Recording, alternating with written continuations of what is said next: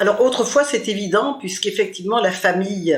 était patriarcale, on va dire, c'est-à-dire que les mamans restaient souvent à la maison pour s'occuper de leurs enfants et de ce fait sacrifier pour certaines leurs ambitions professionnelles.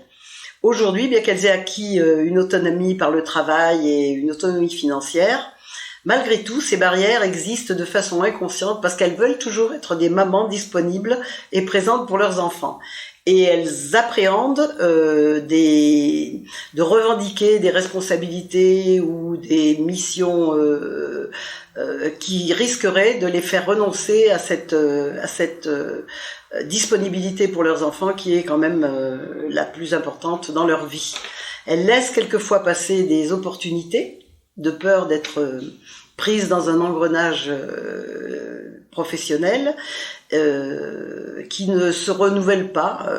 et quand elles peuvent être un peu plus disponibles après quand leurs enfants ont grandi, et bien quelquefois il leur manque un peu la confiance en elles pour se dire qu'elles sont capables de prendre un poste qui se présente ou de croire un peu en leurs capacités.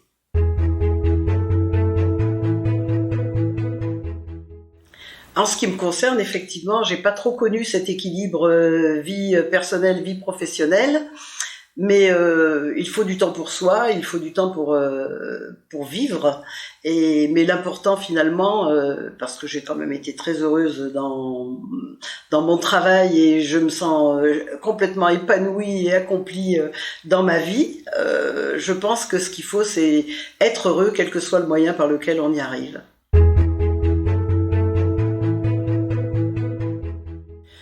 Oui, bien évidemment, d'autant que mon diplôme obtenu en 1972 me mettait d'entrée mandataire social, donc responsable pénalement aux yeux de la loi, et de ce fait-là, toutes les personnes avec qui j'ai travaillé, et en particulier des messieurs, se sont trouvés avec moi en hiérarchie, et c'était pas toujours facile. J'étais une femme, j'étais jeune, et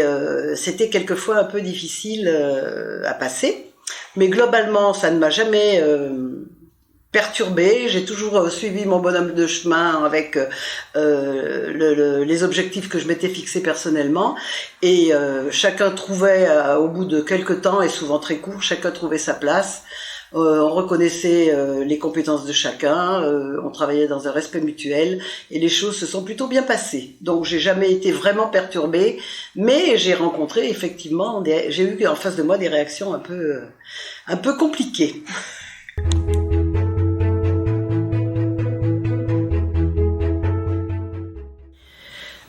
Je pense que je lui dirais d'abord qu'il faut qu'elle ait confiance en elle, qu'elle se dise que si elle est dans cette entreprise, c'est qu'elle a été choisie, et si on l'a choisie, c'est qu'on a identifié chez elle le potentiel qu'on pouvait attendre pour lui permettre de s'épanouir. Donc en aucun cas il faut qu'elle doute, il faut qu'elle se dise si je suis là, c'est qu'on a confiance en moi, donc je peux exprimer complètement ma personnalité, mes envies, mes ambitions, montrer ce que je sais faire, montrer que je suis capable d'autonomie, prendre des risques, assumer les responsabilités, en assumer les conséquences, dans la mesure où on a suivi la feuille de route du service, bon, tout le monde a droit à l'erreur, hein. Il faut savoir aussi s'enrichir d'un échec, d'un refus, quelquefois, qui peut être un peu déstabilisant, et trouver tous les moyens de s'exprimer, mais surtout en se disant qu'en fait, si je suis là, c'est bien parce qu'on croit en moi.